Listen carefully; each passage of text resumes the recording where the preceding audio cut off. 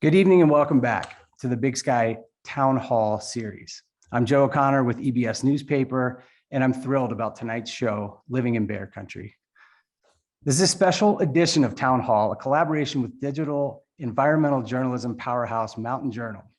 And tonight I'm co-moderating with Mojo founder, my colleague, mentor, and friend, Todd Wilkinson. Thanks for joining me, Todd. I'm honored by the caliber of our guests this evening. And yeah, Todd, I'll let you introduce our first two panelists. Well, thanks, Joe. It's great to be here. You think about what's happening in the world today in our country that's being torn apart by incivility, and lucky are we, fortunate are we to be in the Rockies and to have people tuning in from around the world tonight, hundreds of people, and this will be reaching thousands of people.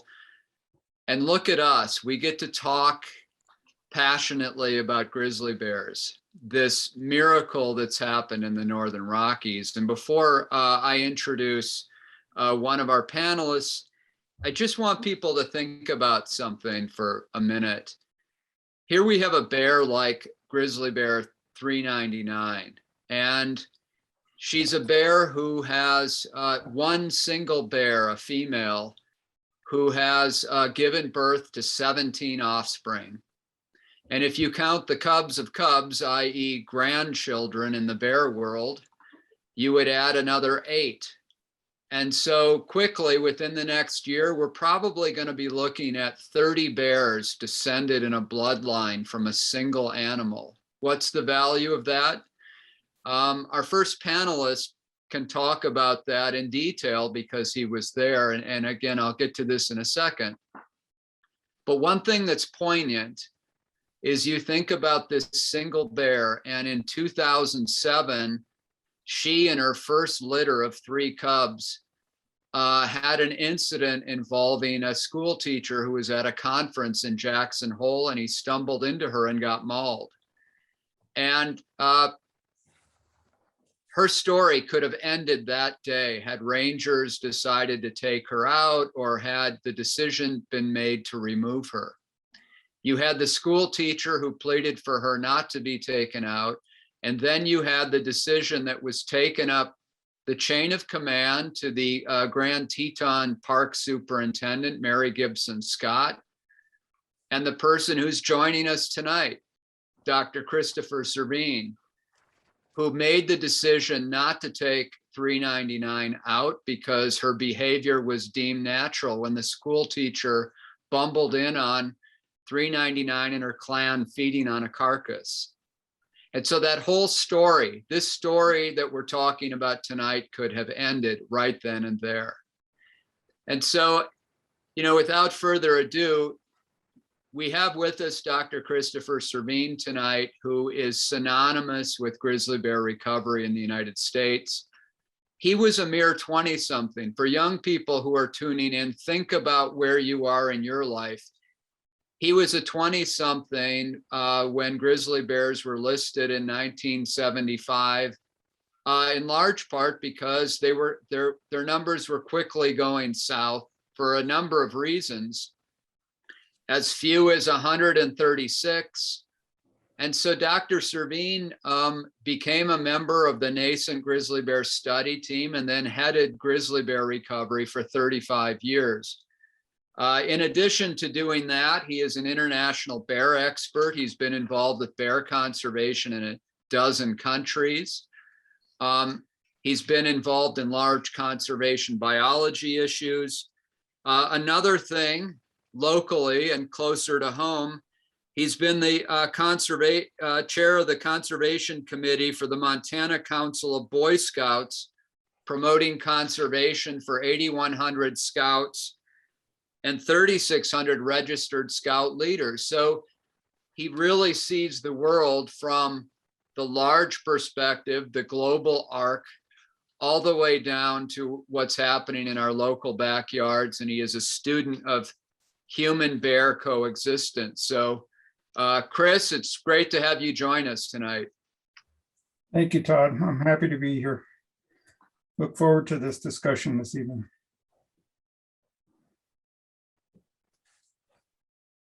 Yeah, Todd, I believe Dr. Hilty is on with us as well. Jody, are you here? I am, thank you. Well, our second rock star joining us tonight is Jody Hilty. Jody's internationally recognized as a true big picture thinker when it comes to thinking about connectivity across large landscapes. And at present, she's president and chief scientist of the Yellowstone to Yukon Conservation Initiative, something that has really, it's been a radical technology disruptor in its early years of getting us to think about, an area 1,500 miles from Canada extending into the backyard of the Greater Yellowstone ecosystem and into the Red Desert. And prior to that, Jody was the executive director of the North American program for the Wildlife Conservation Society. And as a result of her work there, we have things Path of the Pronghorn, a pioneering effort to look at how pronghorn move across the landscape. And from that, we've examined, we have the longest mule deer migration. We have 12 different elk herds that spiral into Yellowstone. Jody's someone, again, who thinks about things like that at the big picture level. She's based in Banff and Canmore. I know that she's learning to speak Canadian at this moment.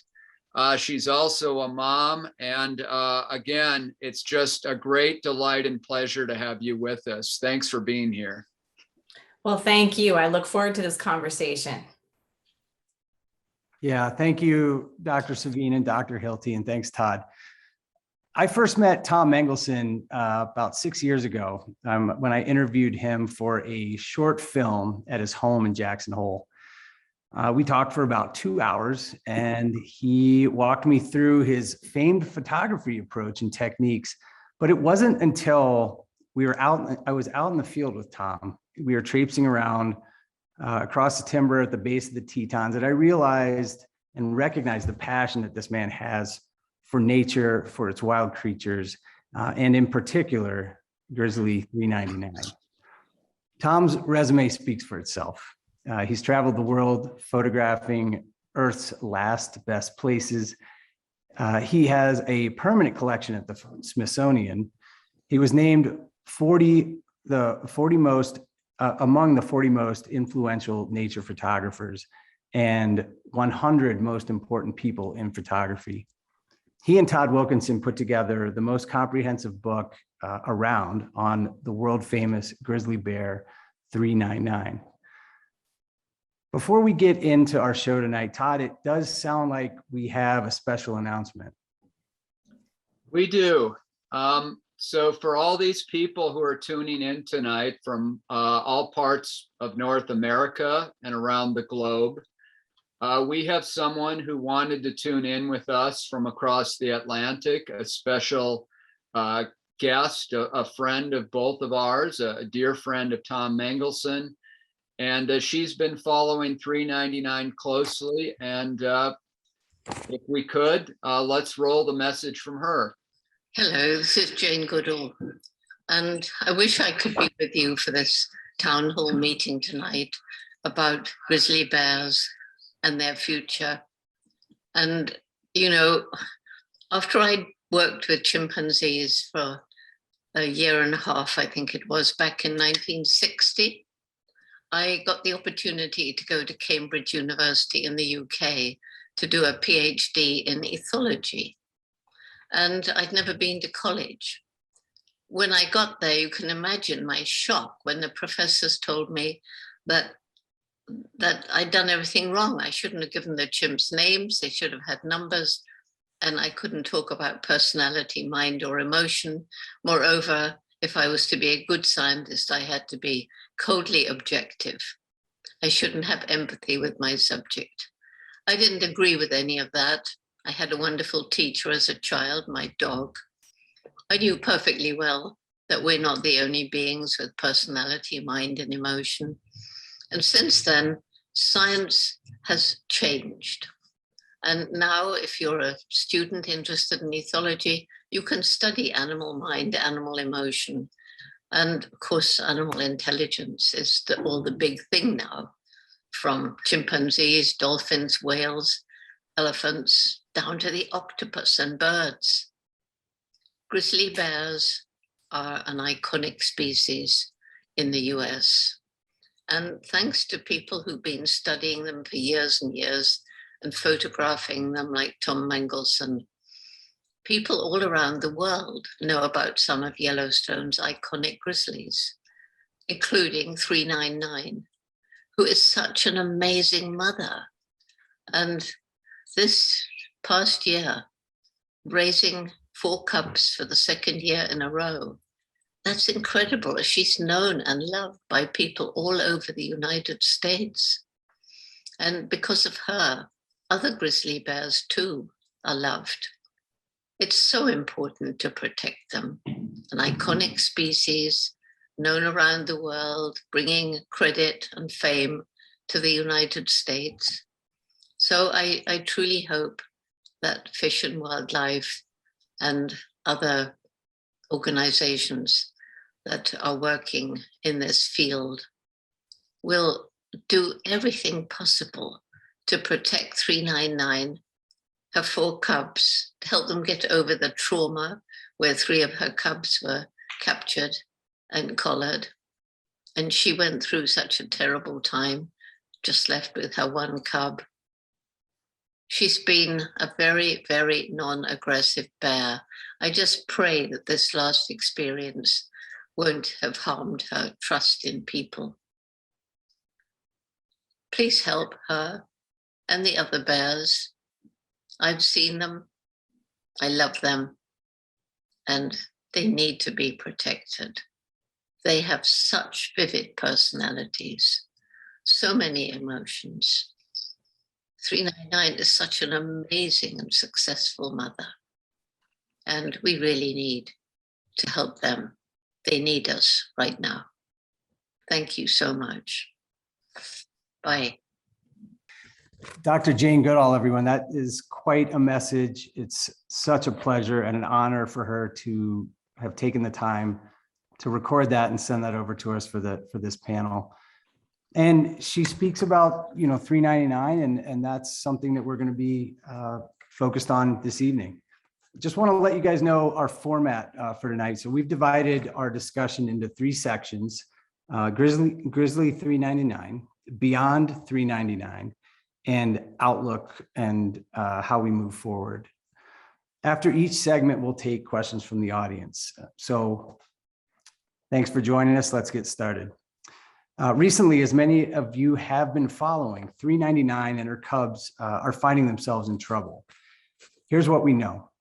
Over the weekend, the U.S. Fish and Wildlife Service released a statement saying it had collared 2 of 399's 4 yearling cubs after increasing conflicts with humans south of Jackson. The bears have been getting into beehives, pet food, and garbage. Tom Mangelsen, I'd love to start with you here. For many who love wild nature, there's a concern about what is happening this year with famous Jackson Hole Grizzly 399. Tom, you've witnessed 399's behavior over the years. Since her territory exists in your backyard, what is happening with her? Well, I've been documenting, photographing 399, observing her and her many offspring, about 17, as Todd mentioned, and maybe another 8 to 20 of their offspring, which some we will never know about. More than half of those have disappeared or been killed one way or another. Anyway, I realized that she's captured my heart, obviously. There's a few things nothing I've ever spent this much time on, no animal. I filmed whooping cranes for 6 or 8 years, polar bears for 8 or 10 years, but nothing for 15 years. So I kind of need to get a life now. But when 399 came out with quadruplets 2 years ago, I realized I'm in for the long haul. She's 26, will be 26 years old in December, January. And she's a basic, what Jane said really encapsulated much about her and other animals, their intelligence, personalities, sentience, emotions. And I've just learned that just over these 15 years of thousands, literally thousands and thousands of hours of watching her with her cubs, she's so much like us, so much like humans. And a remarkable mother. Most bears don't live beyond 10 or 15 years in the wild, let alone 25, 26, and have offspring that she's raised almost every litter to sub-adulthood. And she lost one cub that got run over on the highway at dusk. And she went out and picked that cub off the highway in the yellow line and took it into the woods and laid it by a dead spruce tree about 50 yards off the highway, then ran up and down the highway like she was crazed. She was obviously mourning. She was bawling, like, not like a child bawls, but like nothing I've ever heard, foaming at the mouth, standing up, looking for Snowy, her cub, was cub of the year. So I've seen her do that many times when she just lost her cubs in this, sagebrush for, maybe 20 minutes of tall sagebrush. And she would basically freak out and the cubs would freak out and they would get back together, and immediately she would just lay down and nurse them, which is, an obviously human trait. If a baby's crying, what the mother does, nurse them, right? Mm-hmm. So when you see things like that, and they were immediately comforted, everything was great, everything's cool, and now mom is back and they're all together. So, watch her come to the roadside. She's a roadside bear because basically when she has cubs, like other of her offspring, she looks both ways, both directions, like maybe a street dog in New York City might survive and, watch for the traffic and call the cubs across the highway, when everything's safe. Yeah. So what happened? What's different this year, Tom? What is anything different? Well, last year she went south, about 20 miles into some ranch lands, through a lot of neighborhoods, down the river bottoms. She came through my yard about 3 or 4 times. I have berries and wild berries, hawthorn berries on my fence right out here, and she spent some time eating those berries. Went on south, came back and forth. And this year she went further south. I think what's actually happened is that the elk are hunted. The season started yesterday in Teton Park. They've had a Teton Park called a reduction hunt. They have too many elk in the park, too many elk in the ecosystem here. And so they have this hunt to reduce the herd. And they keep feeding the elk herd at the National Elk Refuge. And then they hunt them in the National Elk Refuge. So the bears have learned to follow the gut piles of the leftover hunters' kills, but the elk don't have a refuge anymore, so they go down south. So they get shot in the park, they get shot in the refuge, they end up in the ranch lands, they end up in the neighborhoods south of town, and they spend all summer. So that they've changed the whole migration route, the whole territory of not only elk, but she now realizes that to get elk kills, she goes to these ranches south of town where hunters are allowed to shoot the elk. So it's that's just, it's been in my opinion, a really dumb management system for the elk, because they hunt them in a park, only park in the United States that has a hunt, then hunt them in a refuge. National Elk Refuge should be a refuge, but it's not. So now the elk figured out they have to go to the ranch lands, they have to go through the neighborhoods. Now 399 has followed them, and the hunt down there starts early. So now she's there. That's my bent on it. And furthermore, to reduce the elk, they should let the wolves kill the elk. The wolves are now back here, like they came down from Yellowstone from the reintroduction, and now they're killing the wolves right outside the park. That would be reducing the herd. So, and they have a hunt on cougars, which also would reduce the herd. But instead of reducing it naturally, they're doing it by using hunters do it, and that's unnatural. It's not natural selection. So it happened 2 days ago. She was down, and she's been down there for several weeks. She got into some beehives. Yes, of course, bears love honey. No big deal. Fence your beehives, put electric fences up, which they're doing. Some people refuse to do it, but she's gotten into honey. She got into some hunters' livestock feed. Of course, she's going to eat livestock feed. It's laced with molasses. She's gotten into some ranch feed. It would be very simple to fence off or store the feed, store people's garbage. She has not been a garbage bear. I just heard yesterday for the first time in the press release that she was in garbage. I don't know whether that's true or not, but I know up until yesterday, for all these 3 weeks, it was only honey and livestock feed. So I don't know whether to believe that she got into garbage or not, but people really need to store whatever food they might have, bird seed, dog food, cat food, livestock feed, and fence their electric fence their honey. Yeah. So, No, that's really incredibly important, Tom. And I think you bring up a good point. I mean, what can 399, what can 399 teach us, as an individual bear? I don't know, Todd, if you had a question for Chris, for Dr. Servheen about what 399 can teach people. Indeed, I do. And one thing I neglected to mention is that Dr. Servheen, since his retirement, he's been an executive with the Montana Wildlife Federation. And so, Dr. Servheen, you've worn different hats over the course of your life, over your long career. You've worked for a federal agency. You're working now in conservation. You've been a concerned citizen and staunch wildlife advocate.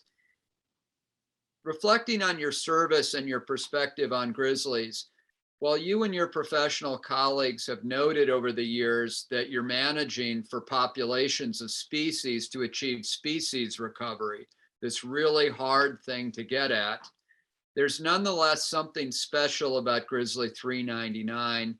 She's demonstrated how an individual animal can help educate people and captivate attention. Can you expand a little bit on this, of what your thoughts are of she as an individual animal and how it can inform public opinion about things? What are your thoughts? Okay. I guess the first thing I would say is that she is one of perhaps maybe 200 or more adult female grizzly bears in the Yellowstone ecosystem. And so there are a lot of other bears in the system that are raising cubs and being quite successful at it. She's very visible because she lives right on the periphery in the Jackson area and uses that sagebrush habitat close to those roads. And of course, Tom has been really skilled, as he is, to taking her picture. And we've got a lot of records of her and the details of what she does. And so we know a lot about her because she's so visible on the periphery of the system. Grizzly bears are big eating machines and they have incredible memories. And that's how they survive. They remember where they find food and they teach their young everything that they know. And if you define culture as information transmitted from generation to generation, grizzly bears have a very deep and complex culture because every grizzly bear out there has learned how to live from his or her mother. And so what we see 399 doing is teaching her offspring how to live, what to be afraid of, how to be careful around certain things. And if she gets into something that is something that we don't want her to eat, we're the ones that don't want her to eat it. She doesn't know whether it's useful or not. She just knows that it's food. She's passing that information on to her offspring. And when we have this kind of overlap of a big eating machine, long-lived and very smart animal like 399, with thousands of people that we have in the Jackson Valley, that requires for nothing to go wrong. That requires both groups to behave properly. And by and large, 399 has done the right things. She's been really good about being careful. But when somebody does something wrong, like has beehives without electric fencing around it, or leaves livestock feed out, or has garbage out, or feeds bears, which has happened in the Jackson area, then she takes advantage of that, and she remembers that, and she carries that information into her future. Where she goes to look for food next year will be a product of what she did this year. And most disturbing to us bear biologists is what her offspring are going to do, because they're learning how to live around people. And if they're getting into the wrong foods and they leave mom, then they're going to be like teenagers when they leave. They think they're going to live forever. They're going to go out and check things out without mom there to kind of pull them back. And if they've gotten into trouble with people, it's because people have done something stupid.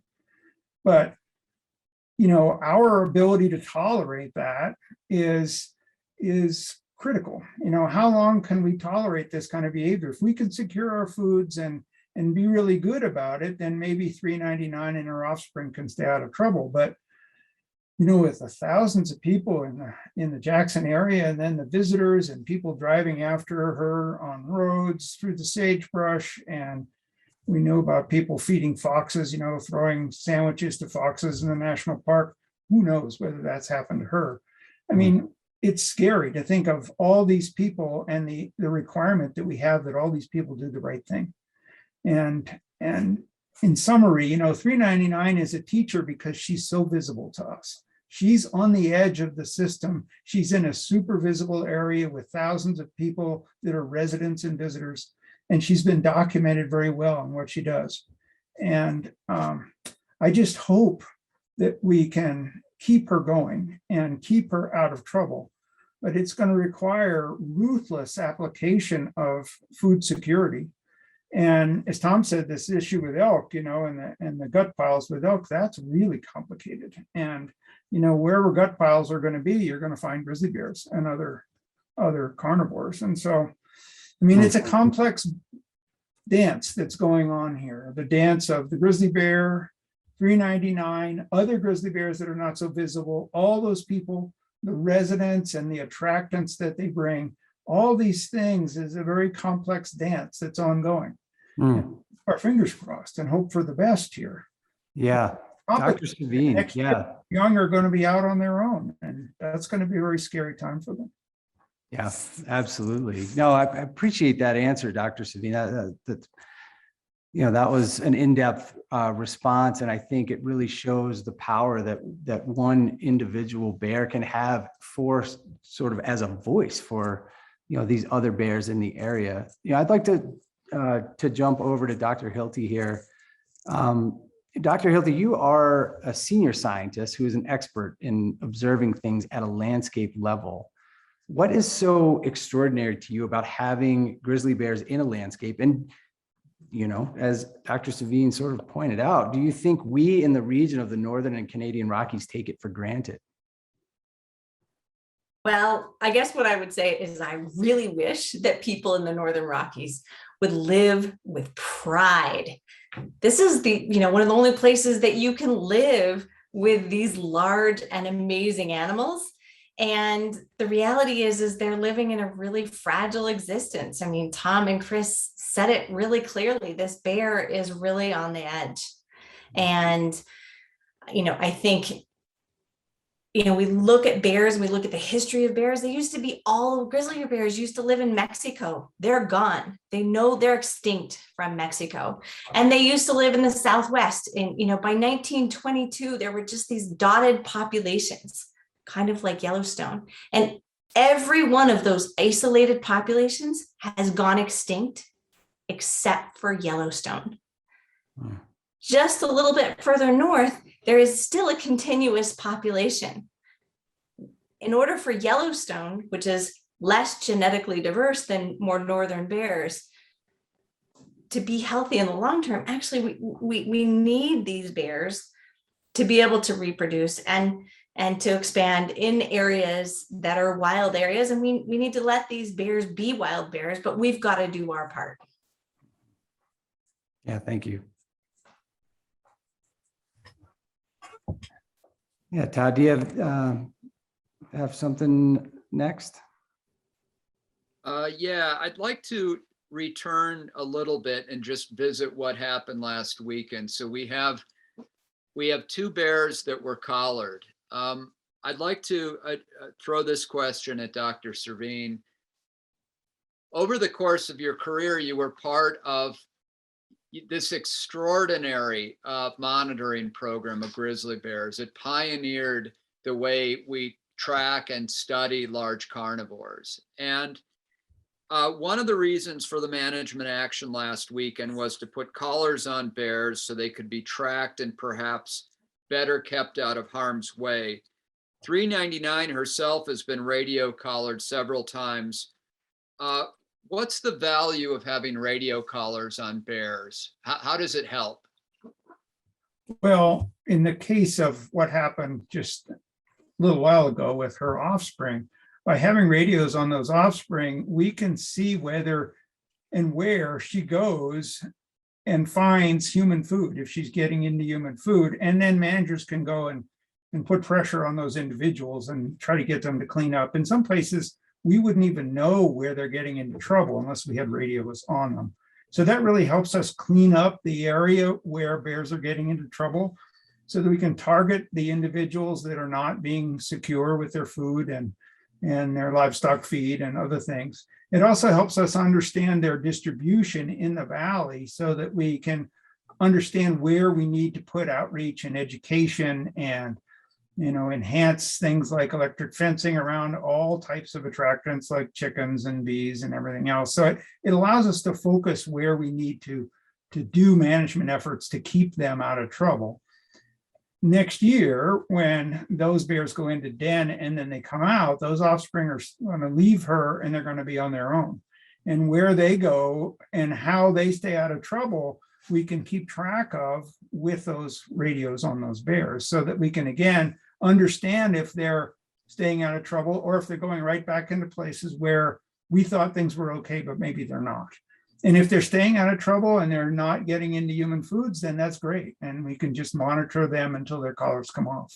So it really is a helpful management tool to help us target where people are the problem.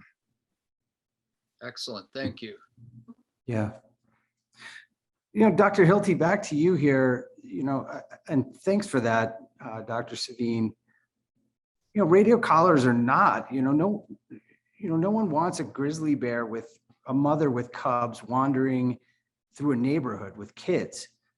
Where are the places that grizzlies absolutely should not be allowed to be, and how does that work?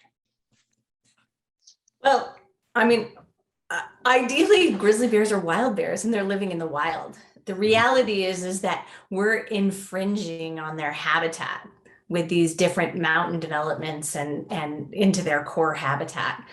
I think one of the ways that we can help them to be wild bears is to think about what kinds of coexistence measures need to come into place. And I live in Canmore, Alberta, right on the edge of Banff in the Bow Valley. And this valley is an A+ when it comes to management of coexistence. Everything about this valley is about coexisting with wildlife. That is the #1 priority. So it is, you will get a fine if you leave trash out. Every single bear trash can is bear proofed.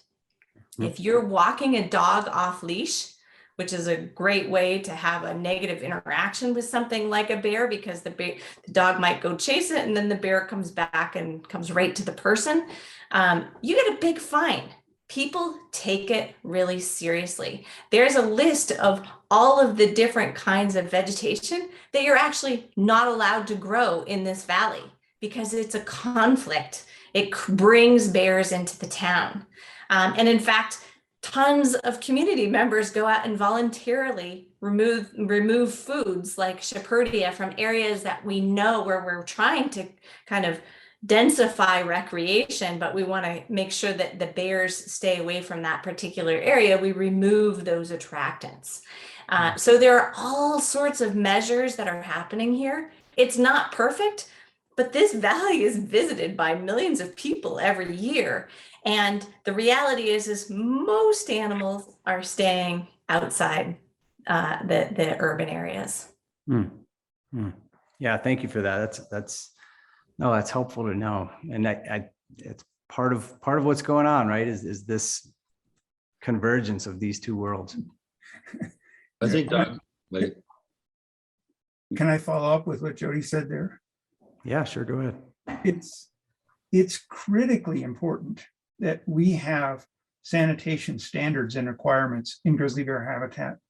And what's being done in Canmore should certainly be done in Jackson and the entire valley in the Jackson area. And in fact, every place where we've got lots of grizzly bears, we need this kind of sanitation standard so that garbage has to be in bear resistant containers, and you can't just put it out, and you can't have attractants out there unless they're electrified.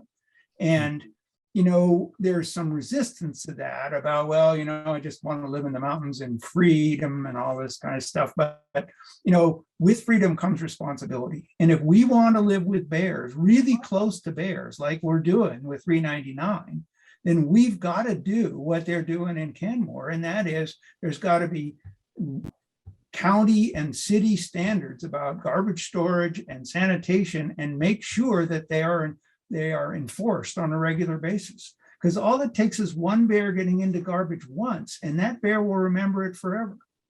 And she'll teach her cubs that, and then on and on and on. And so it's critically important to do that. may I say something? Please. I agree with Chris and Dr. Hilty, and I think on the food in Canmore as being in Banff, Jasper, all those areas, parks, should really be a model for Jackson Hole. It's a very similar situation, and we are so far behind the 8 ball with protecting bears and keeping garbage, in bear-proof containers and storing our food properly. And I'm really glad to hear that, Dr. Hilty, that I've been aware of that, but you should be very proud of your area and country and city. And we need to get there in Jackson Hole. We're just not there. I think I just wish that every one of the towns that are in bear country would just take it up. I mean, the other thing is there's economic reasons to do what we do here in Canmore. Turns out that because we have centralized trash units, it's actually cheaper. So taxes are lower on collection of trash, and we actually make money on the compost. Banff is the leader on this, and they've been making money on collecting food waste now for many years. So there's actually other reasons to do it. Yeah, well, I think that's, and one to back up a bit, when you talked about pride, people are proud of their bears there, proud of their city, proud of, coexisting with bears. And in Wyoming, I know in Alberta also has some rural communities that probably don't like bears that much, but we have a governor, we have Liz Cheney, we have Senator Liz Cheney and Representative Loomis, who want to put the bear, take them off the endangered species list. We have a lack of pride and recognition of how important grizzly bears are to the legislature here, the governor here, same way in Montana, Idaho. They are bring in more money just economically. We have Teton Park here, we have Yellowstone Park in Wyoming, but the governor is more interested in oil and gas and coal than he is like saying, we have incredible parks in Wyoming. And the same pretty much with the governor in Montana and Idaho.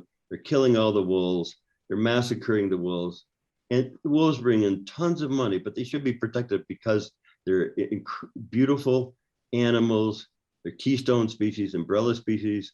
And here we are in these 3 states, we're like Neanderthals here. Neanderthals actually lived with bears. They learned to live with bears and coexist with bears. And I'm so glad you're on this panel. I'm so glad to hear what Canada is doing. And we actually should be ashamed of ourselves in a way, because we really have incredible resources and incredible opportunity to protect our bears with electric fences or garbage containers, everything. We have all the resources, we just haven't used it. We just have not been aware or proud enough of what we have. So thank you. I'd like to jump in here with a follow-up for Dr. Hilty. We had a conversation recently and you said, one is you need the regulations. Two, you need the enforcement and the disincentive for bad behavior. But you also noticed, to follow up on what Tom and what Dr. Servin said, is you need this sort of culture. You need, and in Canada, you have noticed that there is this social shaming of how dare you go out and do something, you're a responsible citizen. How did that happen there? And what advice do you say for how we can make that happen here? Well, I wish it were everywhere in Canada. It's not, but certainly in the Bow Valley, I think it was about creating a culture of people who care, who show up at every city council meeting, at every bigger discussion, regional discussion, are willing to comment. I mean, we just recently, there is a new development that was being proposed. It still is sort of being proposed to develop housing that would infringe upon a wildlife corridor that's important, including for grizzly bears. The hearings for this was Zoom time because it was COVID. Those hearings took almost a week for the council to hear, and these were people who were just talking for a few minutes at a time. This is this town is only 14,000 people, but they are passionate and they are bonded around their commitment for wildlife. So how do we get that in other communities? I think it's not about conservation organizations. It has to come from leaders in the community that can have conservationists and can have scientists, but that they create an intentional culture of individuals that invite others to feel comfortable speaking out on what they love. And that is really, really critical. I think it needs to be independent of everything, independent of whether you're a Republican or a Democrat or whatever. It's bonding on this is our identity as a community, and this is what we're going to stand up for above and beyond everything else. Great, thank you.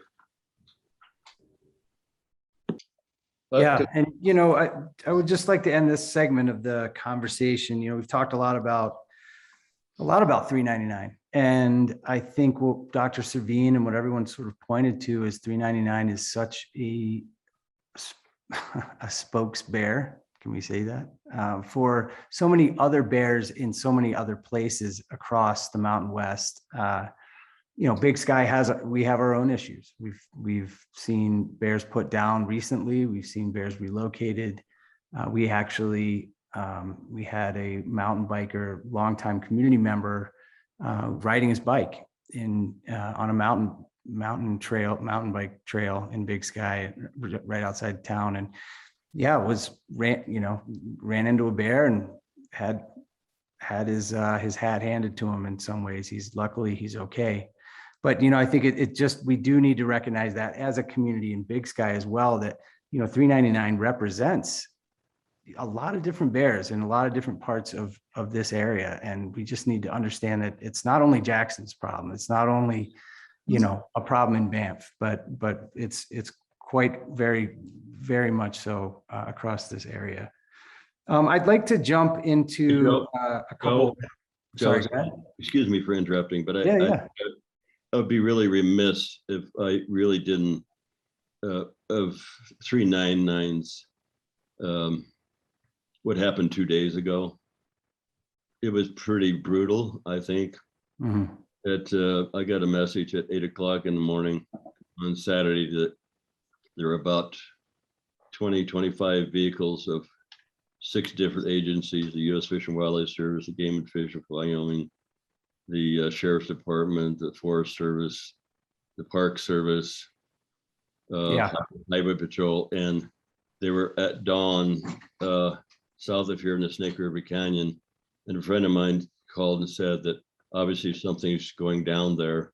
And so my sister and I went down, and I've never seen that many official agencies in my life there weren't that many people in the, a Petito case looking for her body. I don't think it was like, what the hell's going on? And I tried and asked, and all I got from the Game and Fish, and I was stopped because they blocked off everything. All I got was there's bear activity. Well, I understood that, and I knew 399 was down there. What I found out a few hours later, that 399 had been down there and 3 of her cubs had been darted and tranquilized.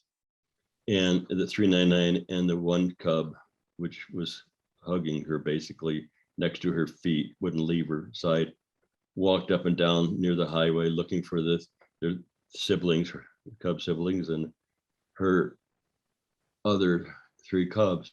And finally, she went up on the hill, sat there for about 20 minutes, about a half a mile away, and waited for her cubs to catch up with her. They couldn't catch up, obviously, because they were tranquilized. And the idea, I know, and I was promised pretty much by the head of the Grizzly Bear recovery team, Hilary Cooley, that they would do everything possible but trapping her, getting her safely back to Teton Park and into the den through several emails I had with Hilary. So I realized that this was not just these agencies. 30 people don't all meet at dawn, daybreak, by accident. This operation was going on for several days. And I assume, because nobody would really talk to me, that there were carcasses put out for several days in this gravel pit. Right. The story, Hot Springs. Well, And hold it. So I want to finish this, please. sure. And this was the most incredible act against 399 that I had ever seen. And there was no excuse for it. She's 6 weeks, 8 weeks away from hibernation. She was, she would have come back here, I guarantee you. She had only eaten, like I said, honey and some livestock feed. It was aggressive, it was overdone, and it was botched, totally botched. She was separated with her 1 cub from her 3 other cubs, and she did not come back until 12 hours, well, maybe 10 hours later. I stayed there till 8 o'clock at night, from 8 o'clock in the morning till 8 o'clock at night, and she hadn't come back yet. But about 10 o'clock, she came back and they released the 3 cubs, and they got back united together. But it was a miracle that they did, that they actually got back together. And I just hope that that kind of crap doesn't happen again. It was not deserved. It was not, with all the planning that they had done and everything else, it was really wrong, in my opinion. And I think all the collaring and all this stuff, oftentimes is way overdone in the park, all the parks. It's not for safety. It's not, that we don't need to have redundancy of where 399 or whoever it might be, 610 goes. It's redundant research. And I'm sorry, but it's offensive, to do research in the park like that, collaring these bears like 399. She's been collared like 8 or 10 times. She's been trapped probably 15 times. She's 26 years old. She does not need to be harassed. She does not need to have her cubs darted and drugged. They wanted to catch her, but she was too damn smart because she's been there before, and she got pissed off and didn't come back. If they would have caught her, that was a plan. Then they could follow her, keep track of her. And like Chris said, it might be a reasonable idea to keep track of her for safety reasons and everything else. But to do what they did was not right, in my opinion, and it was really overdone. And if they spent that much money on, they could electric fence all of Jackson Hole. They could electrify every barn and food, livestock food, and every honey cone in the valley for what they spent on this goddamn operation. Yeah, Tom, no, thanks for that response. And this is where, this passion comes through, right? These are the conversations that we have, and it's tough. It's a difficult situation. Chris, from your experience, any response to just the treatment, there that may or may not happen? I think we need to be clear that we don't have the whole story at this point. As journalists, as reporters, as scientists, as people that study these bears, we need to understand that if we don't have all of the information, we can't necessarily speculate on things. But I would be curious to hear from Chris, from Dr. Servheen, Any response to that, any, kind of special treatment or something along those lines? Well, what happened was to try to get collars on some of these subadults so that we could understand where they're getting into trouble or getting close to people so that we could focus management effort on that. It wasn't a research operation, it's a management operation.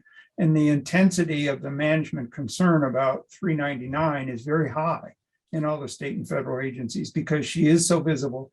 And, everybody wants to keep her alive and keep her out of trouble. And by having radios on some of these subadults, we can figure out where that family group is going. And then when those subadults come out next spring and they leave her, what are they going to do and where are they going to go? And can we keep track of them?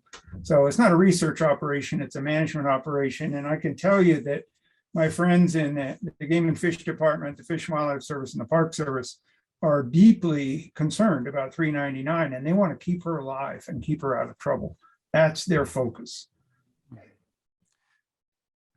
Thank you. Thank you for that. And appreciate the discussion, everybody. And there's a lot going on. Again, we don't know everything, but I think it's important to discuss what we do know. I'd like to just first of all, these were yearling cubs, they're not subadults. It would be subadults next year. And the theory is and I totally agree with Chris. The cubs learned from their mother where to go find food, and they may have gone back down there. It's fairly likely that 1, 2, or 3, or maybe all 4 would go back down there. But we don't know. I mean, I've been so surprised over 15 years of what 399 might do or what her offspring does. It surprised the hell out of me. And I guarantee you there's nobody can say for sure that the cubs would go back down there and cause trouble or whatever. So I think it was preemptive of something that might have happened, and it was over the top. Mm-hmm. Thanks for that, Tom. Appreciate it.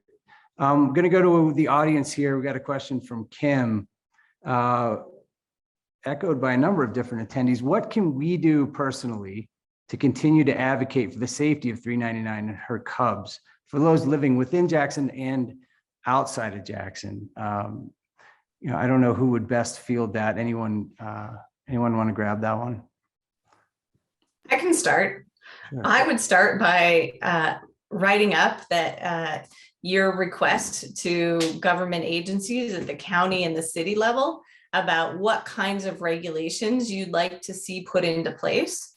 You can work to get those onto ballots. You can work to get those in city council meetings to get voted on by meeting with council members. There's lots of things that you can do. I think the most successful citizen-led groups are groups that stay really positive. This is now my bias, but I think really pointing positive to where the solution space is, rather than spending time making people feel bad about what they've done or sort of playing that blame game. But really pointing to, geez, we can be the city of the future. We can be the city of coexistence in Wyoming, and we can do this with pride, is something that requires citizen energy. So organize yourselves, find others that are interested, grow that group. If you can get, even 150 people to stay organized and be part of a network of communicators that guarantee that lots of people will show up when the city council or the county level decision makers need you there, it'll make a difference. Yeah, that's a good idea. And I would second that. The big threat to 399 and her offspring and all the bears, not just 399, is unsecured human foods. So that's a big deal. And number two, another big deal is that all the wild lands that are out there, particularly in federal and state ownership, need to remain wild lands. And if development continues to be rampant throughout grizzly bear habitat, it will be a serious threat to grizzly bears everywhere. And we can't, grizzly bears can live with people as long as the people do the right things. But if we take away all their space and fill it with human activities and houses and malls and subdivisions, that is the end for grizzly bears in the Yellowstone ecosystem or Banff or anywhere else. And so everything that can be done to minimize urban sprawl and to keep all the wild open space wild and open. That is really important. And what I would say about Jackson to that end is Jackson, and now this is older news, but there was only about 10,000 acres left in play. What folks from Jackson can do is also look over the pass. There's a huge amount of sprawl that's hardening the boundary of Banff or Grand Teton National Park, and they need help there. And so lend a hand. You can also start things like we have a Bear Smart program here. We get lots of volunteers who go out. We have literally millions of people who come from all over the world into this valley to see this place and to see bears. And so these volunteers stand at trailheads and talk about how to coexist on trails with wildlife. That's really, really important. And again, it's pointing positive to what people can do to help keep this place great.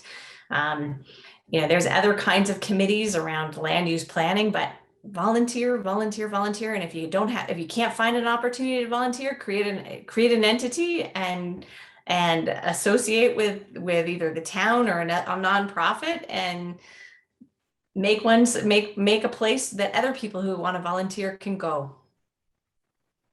Jackson should be proud that it has the wildlife values that it has and build on that pride and say, we are proud to have these animals here. We want to maintain them here and we want to do everything we can to help them. We're proud.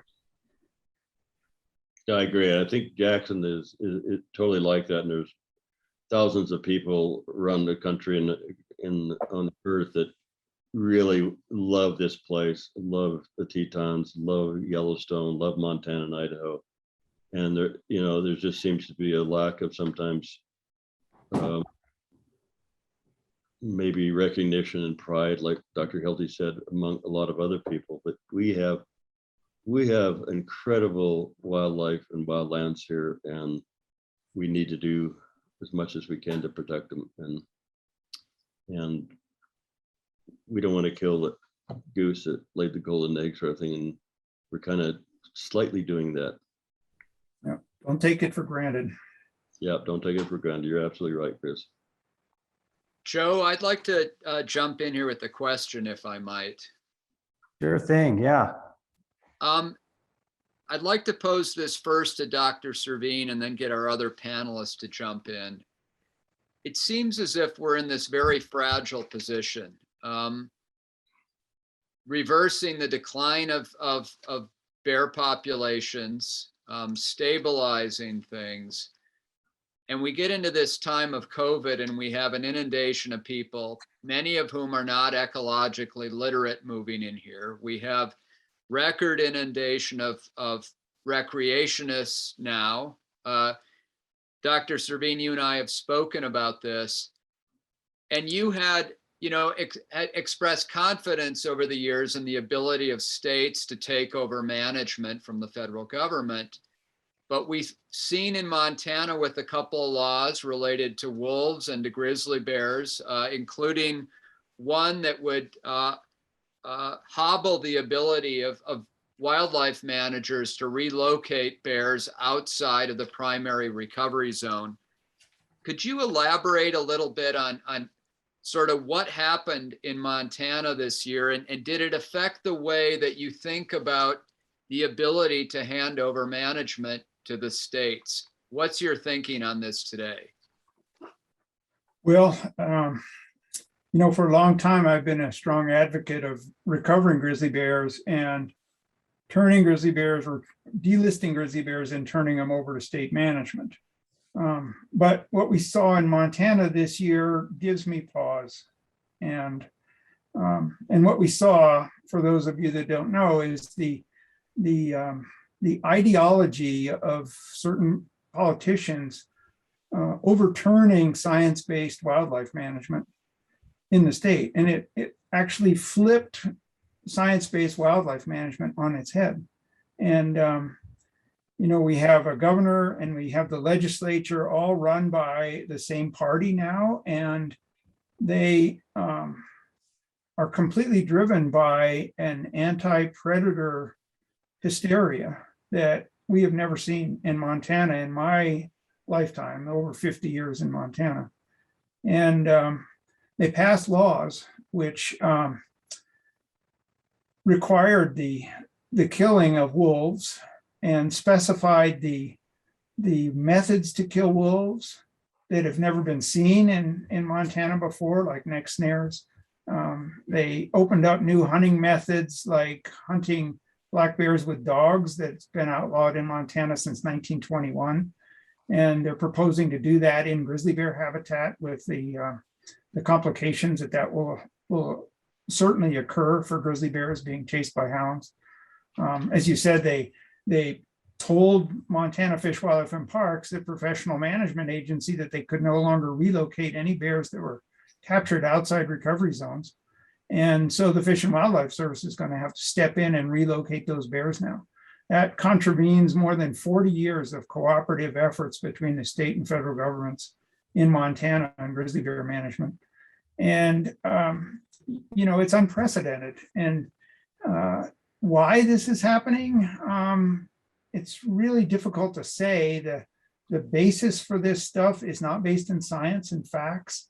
There are statements made that they need to reduce the wolf numbers in order to save the livestock industry and to prevent the elk and the deer from being killed by wolves. And yet we have record numbers of elk in Montana right now. The elk objectives in Montana were 147% of elk objective in Montana. There are more elk than they know what to do with for the most part. And livestock, there's maybe 110 animals that are killed by wolves each year, and there's compensation for all those losses, and of course efforts to remove those offending wolves. So there's no reason to do the things they're doing. So it really makes one wonder whether the states have the management responsibility to adequately manage grizzly bears when actually the decisions are going to be made by political people who have deeply seated ideologies that are not based on facts or science. And that makes me worried that the states may not be able to do it. Thank you for that. Dr. Hilty and Tom Mangelsen, what are your thoughts? If you could keep them to a couple minutes, that'd be great. Well, I think Chris is right on. I'm really glad to hear what he said. And it's not just Montana, it's Wyoming and Idaho. And we seem to have lost our way with, when I grew up, coyotes and foxes, and in Nebraska, we didn't have wolves and, grizzly bears, of course.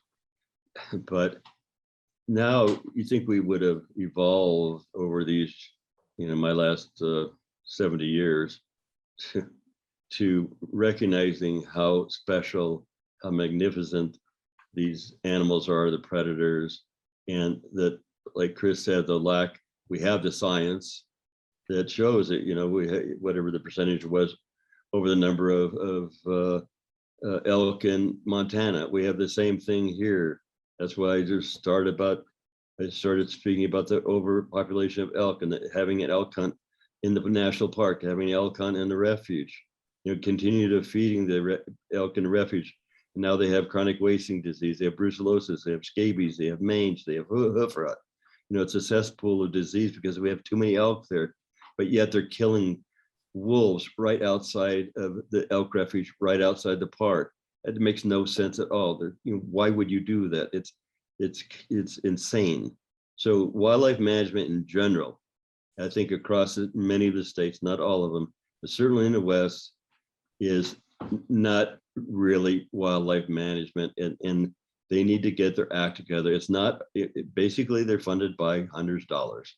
They're ran from NRA, Sportsmen for Fish and Wildlife, on down to the outfitters, and that's how they get their money. We need to help the game and fish, and some of us have offered to come up with plans to do that, but they won't give us a seat at the table because we want to be conservationists or whatever. So the Game and Fish and Fish and Wildlife Service has to have a different way of raising funds to keep their people employed, keep their going, their scientists going, keep the research going.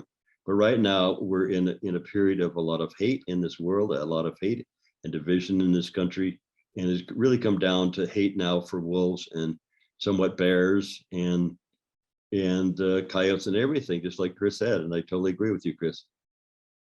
Thank you, Tom. Dr. Hilty. Okay, well, those are both really depressing pictures, and unfortunately, I do agree with them, but I am going to point positive. So, I do think that there is an intense amount of polarization right now in those states. And I think that we have something like 500 people who are listening to this right now and more that'll listen later. And I think there's a huge opportunity for people to lean in together, because the reality is there's always the noisy left and the noisy right. And in the middle are people who really care about wildlife. If you do the polls, people care about wild lands and they care about wildlife. And the important thing is that the government needs to hear this in a really organized and really powerful way. So I'm going to tell you two stories from north of the border. They're both in Alberta. The Alberta government, at the beginning of COVID, decided that they were going to save money. And they decided that they were going to close over 30% of the provincial parks across Alberta, most of which were in the Y2Y region in the mountains. And Albertans actually really love nature and they really love wildlife. And they came out in extraordinary numbers and they didn't stop. They practiced democracy. And 2 days before Christmas last year, the government said, well, we want to clarify that actually we heard you and our intent is to keep those parks open. Story number two, that government decided that they were going to remove the ban on open pit coal mining. That's where you lop the tops off of mountains and selenium runs down into the rivers and kills all the fish. And once again, those Albertans, they came out. Everybody came out. Corb Lund, Katie Lang, led lots of people, the ranchers, the rural communities, the rural mayors. I mean, everybody came out and said, this is wrong. We love our mountains and we want to keep them that way. And so I guess I would say that I hope all the people who are on this phone call will practice democracy and practice it in a positive way. Use your voice because the power of the people really matters. Thank you, Jody. Thank you. Yeah, thank you very much. That was very well said. And I think it's a good example of how people coming together can make a change and make things happen. One of Jane Goodall's, as we saw her famous always line is, every one of us can make a difference every day, and just takes all of us together to really make a big difference. But every one of us can make a change, and that's something we have to remind ourselves. And I think for most people, we can actually find common ground that we all love wildlife. Truly. And speak up, because you have to speak up, because if you don't, you won't matter. So speak up and be an active participant in democracy. That's a great phrase, Jody. Well done. No, I think you all make some really impressive and important points. It's really critical that we recognize the things that we do have in common instead of focusing on the things that we disagree on. Chris, I was going to ask you, I know you've recently spoken with Todd about the irony being that as bears are expanding their range, huge numbers of people moving into grizzly country, living, developing, recreating in bear habitat is creating problems up and down the Northern Rockies. What are your thoughts, if you could elaborate just about sort of development in places like, Jackson Hole, but also around Bozeman, around Big Sky, around these areas, and sort of what that means, maybe looking forward? Well, that means that it's really scary for these animals to live in the future.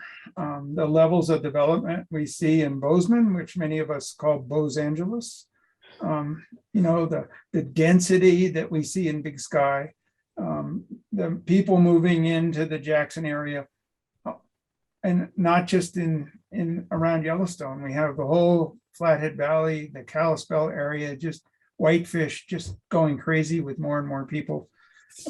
Years ago, a bunch of us did a workshop on climate change and grizzly bears, and we spent several days getting together trying to understand the details of what the threats would be. And you know what? One of our primary things that came out of that was that climate change is probably going to result in a lot more people living in grizzly bear habitat as they leave places like Phoenix and other places where it's either dry or it's inhospitable because of the climate. They're going to be moving to the Northern Rockies. And that's what we're seeing now, only probably we're seeing it a little in advance of the details of climate change. And we're seeing it as a result of COVID because everybody can live wherever they want and be on Zoom. So this level of development that we're seeing is really frightening. And, that's the bleeding edge of grizzly bear conservation is development in grizzly bear habitat. And as more and more people move in, they come with these ideas that they're going back to the land and they can just buy 20 acres and go right up to the national forest boundary. And of course, that's how the property is always advertised, bounds the national forest. And then they put in fruit trees and then they all want to have chickens. We call chickens new garbage. And then they get bears in their yard and they call the wildlife managers, the bear managers, and say, there's a bear in my yard. What should I do? And we want to tell them to move away, but we can't.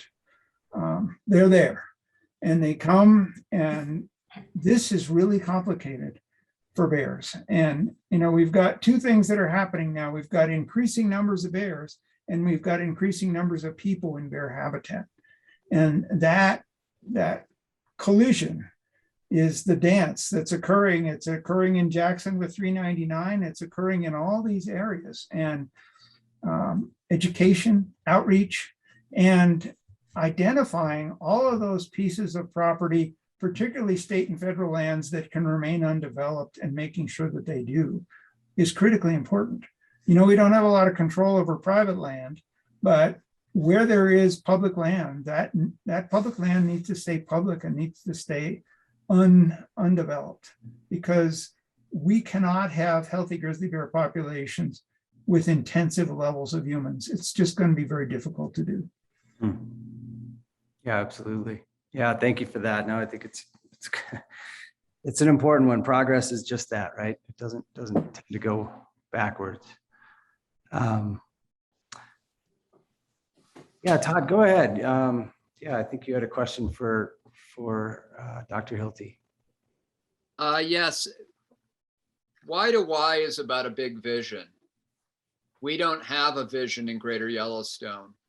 We have agency management that stops at the boundary of public lands.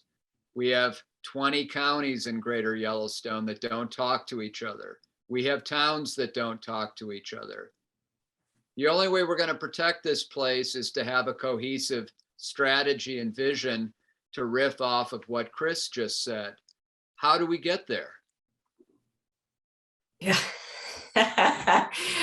Well, we come in with a wand. No, I think there's I actually think that there are some examples. I mean, even the interagency grizzly bear study team and the interagency grizzly bear management team, one of the amazing things about that is actually they're managing across agencies. It's actually a really good example that I wish we could replicate more generally. So I think that there actually are pretty good models out there. We could also look at Tahoe, where all of the different forests came together and they operate under one management plan. So it's not like there aren't good models out there. I think one of the biggest challenges that Chris really highlights is the failure of land use planning. So I come from Boulder, Colorado, 5 miles surrounded by reality, because Boulder had the foresight to create a donut of open space all the way around Boulder. It wasn't, it used to be just nothing beyond it. But the problem is now Boulder is this elite mecca because Louisville, Longmont, Lafayette, Lake Superior, everything else. When I go there, I can't even tell you when I'm in a town and when I transfer to another town because it's solid housing. Do we want this in Montana? Montana had the best environmental constitution of any of the top 50 states because it was written by ranchers who really cared about land ethic. I think we need to get back to that land ethic. So yes, there are models for sort of some of the top-down work, but we need to do the bottom-up work. Everybody on this phone call needs to spend some time, like a lot of time, focusing on development. We can't have everybody buying a piece of Montana or Wyoming or Idaho. They need to actually have a consolidated plan and then allow for soft edges of our public lands, allow for sharing of Montana with wildlife. I mean, there was an article in the Bozeman Chronicle recently about how in the Gallatin Gateway, we're about to lose an elk migration because of this just completely unplanned development.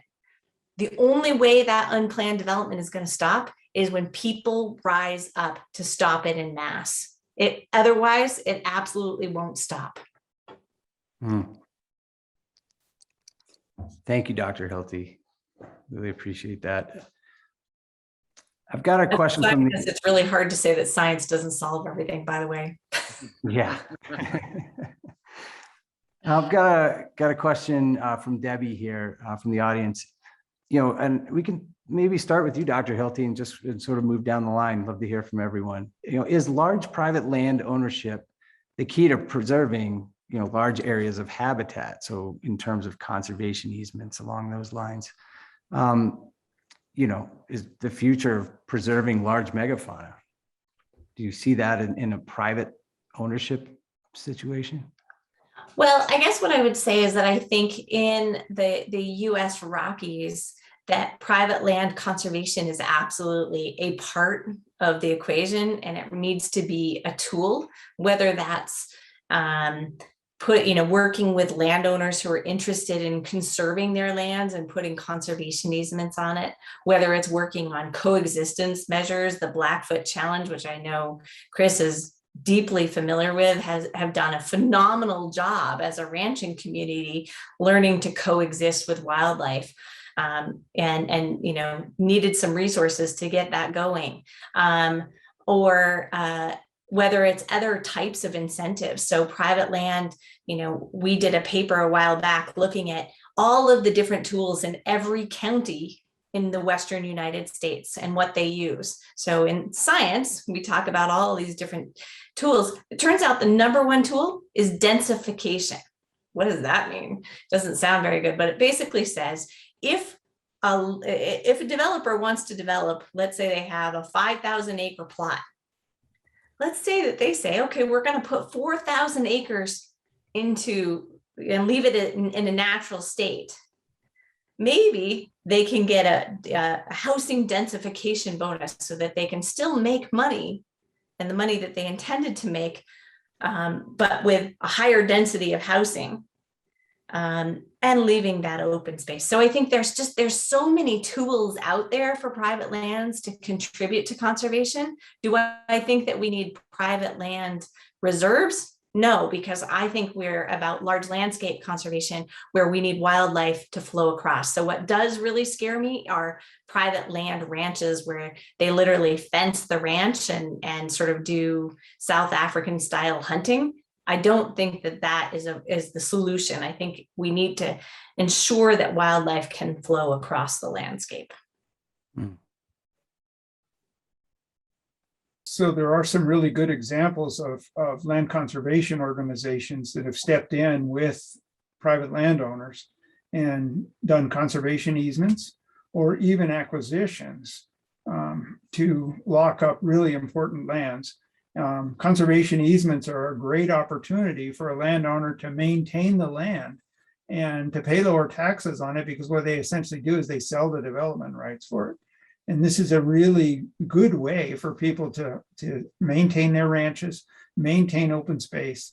And there's a lot of really good land conservation organizations that step in and do this. And there's great examples all around. And, I think that's a that's a huge important factor for this development issue that we're talking about. So private land conservation is critical, and these land conservation organizations, and even the Fish and Wildlife Service, which has bought conservation easements as well, has been very successful.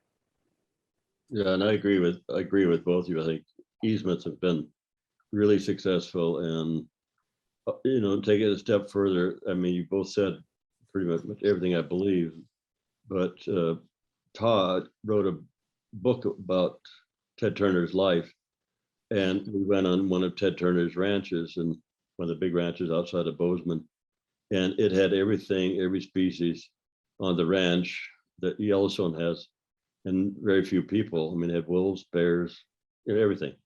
And some people would question maybe he's a whatever. You might have arguments about Ted. I think he's done a great service to open lands and preserving in a private way huge tracts of land across the U.S. And people like him, who obviously have the wealth, but also the passion to save wildlife and make it like it was. I mean, it's and that goes from Nebraska to to Arizona, and people like that are really remarkable and should be really honored. I agree. Good point, Tom. We got one more question I'd like to ask from the audience here. It's from Dan, and it's about climate change. And he's curious about, how climate change issues are affecting bears, and in what ways. Maybe Dr. Servheen, we start with you. Okay. Climate change is a complex issue. It's going to result in warmer winters, wetter winters, changes in snowpack, some changes in vegetation across the landscape. We think that in some places bears may be going into the den later and coming out of the den earlier because the snowpack is less. And instead of getting snow at the ends of fall and the beginning of spring, we get rain, which means they come out. So there's a shorter denning period, which could result in more conflict because bears are out more when food is not that available. There was some concern about the issue of whitebark pine and the decline in whitebark pine, particularly in the Yellowstone ecosystem, and was that related to climate change? We asked the interagency grizzly bear study team to look at that in great detail to determine whether the declines in whitebark, which were really driven by two things, the mountain pine beetle and the blister rust, which is an introduced disease, was resulting in changes to grizzly bears because there were fewer pine nuts. And overall, they could not find any real measurable impact to grizzly bears. And the benefits that grizzly bears bring to such a situation is they are so omnivorous and adaptable. It's easier to list the things they don't eat than to list the things they eat. And so when certain foods change in availability, they have the ability to change their diet and still do well. So it didn't appear that whitebark pine had much of a change, or the decline in whitebark that was somewhat related to climate change had much of an impact on grizzly bears. But maybe the denning issue is one aspect, and certainly the more people moving into grizzly bear habitat, if you attribute some of that to climate change, that is a huge impact on grizzly bears. Yeah, I would just reiterate, like, grizzly bears are a generalist species. Yeah, like Chris said, it's easier to list the things that they don't eat, right? And so if we're worried about climate change and its impact on a particular species, probably grizzly bears wouldn't be at the top. Grizzly bears, most grizzly bears in the Greater Yellowstone die by human hand. That is above all their biggest challenge. And it will remain their biggest challenge, unfortunately. We've lost 63 grizzly bears in Wyoming this year, and it's just hunting season, which is now the most perilous time because of hunter-bear conflict over who owns the carcass that the hunter shot is dangerous. So we're probably going to lose another, who knows, bunch of bears. But there are also a lot of scientists who believe, like Dave Mattson, that white bark pine nuts is very valuable to grizzly bears, and they can't just shift to, grasses and mushrooms and other things. So that's still, I think, up in the air. But there's a lot of scientists who really believe that white bark pine nuts are really valuable, especially to females and cubs. So.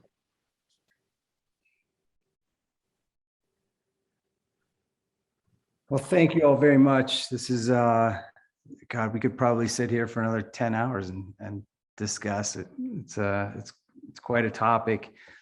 I think what we'd like to do, Todd, maybe you could send us on a kind of a send-off sort of 2-minute drill to look at some potential solutions here.